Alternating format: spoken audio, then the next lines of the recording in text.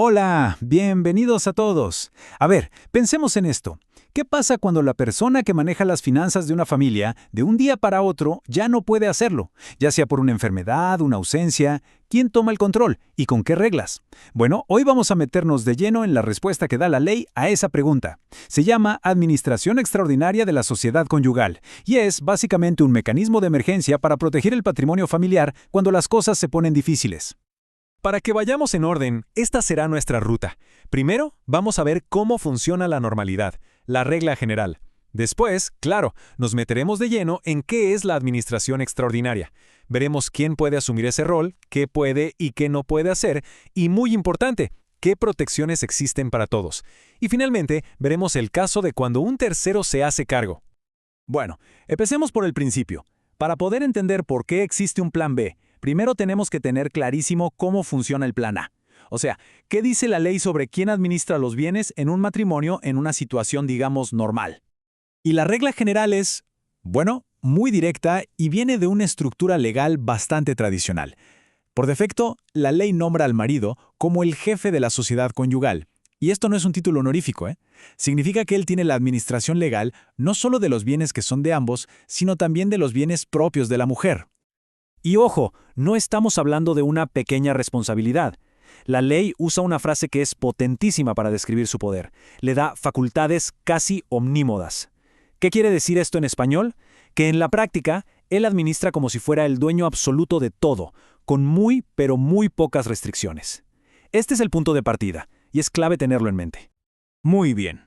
Ya que establecimos la regla, ahora sí, vamos al corazón del asunto. Si el marido tiene este poder tan amplio, ¿qué pasa cuando algo le impide usarlo? Y esta es la pregunta del millón, porque seamos sinceros, la vida es impredecible. Puede haber una enfermedad, un accidente, una ausencia que se alarga, la ley tiene que tener una respuesta, un plan de respaldo para que el patrimonio de la familia no quede en el aire. Y aquí la tenemos. La solución es la administración extraordinaria. Piensen en ella como un sistema de respaldo que se enciende automáticamente para nombrar a un nuevo administrador o administradora cuando el marido, por razones de peso y legalmente justificadas, queda fuera de juego. Y este sistema de respaldo tiene dos caminos principales. El primero, y el más habitual, es que la administración la tome la mujer. Y el segundo es que se nombre a una persona externa, a un tercero. Vamos a ver cada uno con calma. Ok, vamos a enfocarnos en el primer camino, el más común. ¿En qué situaciones exactamente la ley dice, listo, ahora la administración pasa a la cónyuge? Aquí la ley es súper precisa, no es por cualquier cosa. La mujer entra en escena como curadora, que es una figura legal que se encarga de cuidar tanto a la persona como a sus bienes. Y esto pasa en casos graves, como ven. Primero, si el marido es declarado judicialmente incapacitado, eso significa interdicto, ya sea por demencia o por una sordera que le impida totalmente comunicarse. Segundo, si desaparece, no se sabe dónde está y no dejó a nadie a cargo. Y el último caso, que es más raro, es si el marido fuera menor de edad y ella fuera su curadora. Ahora llegamos a un punto que es fundamental.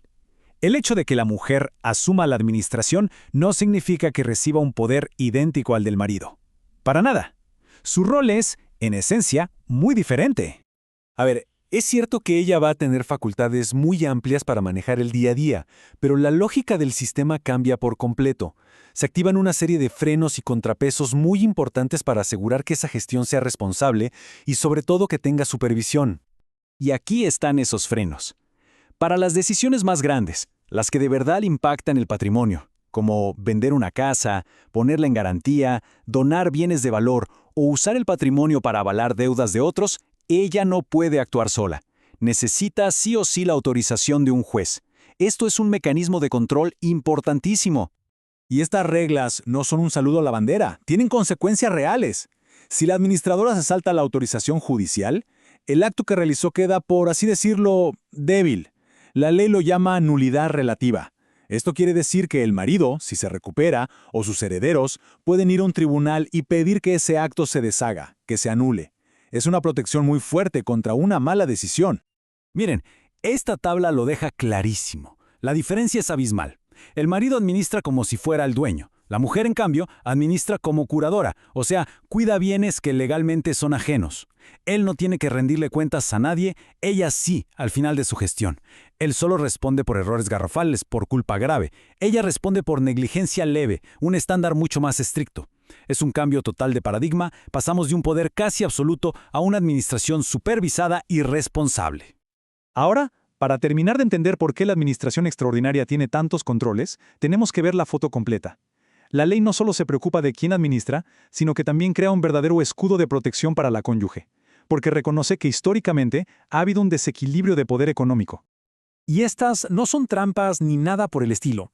Son herramientas que la ley diseñó a propósito para equilibrar la balanza y darle seguridad jurídica frente a la administración del marido o a las deudas que se puedan generar.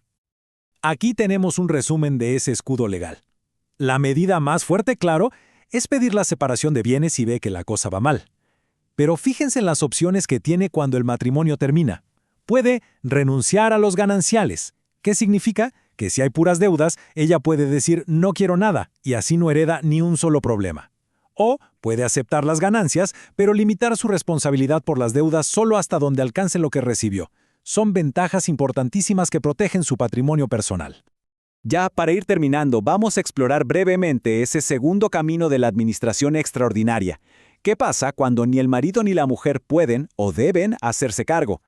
La ley aquí piensa en situaciones muy puntuales. Por ejemplo, si al marido lo declaran disipador, que es el término legal para alguien que malgasta su dinero sin control, la ley prohíbe que la mujer sea su curadora y se nombra a un tercero.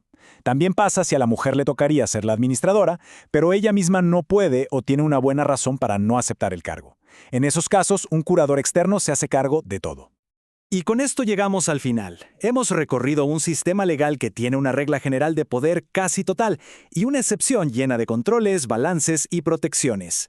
Y todo esto nos deja con una pregunta flotando en el aire para reflexionar. ¿Logra esta estructura legal encontrar el balance justo entre proteger el patrimonio de la familia y a la vez permitir que se administre de forma ágil y autónoma? Es una pregunta que sin duda sigue muy vigente en el derecho de familia. Muchas gracias por habernos acompañado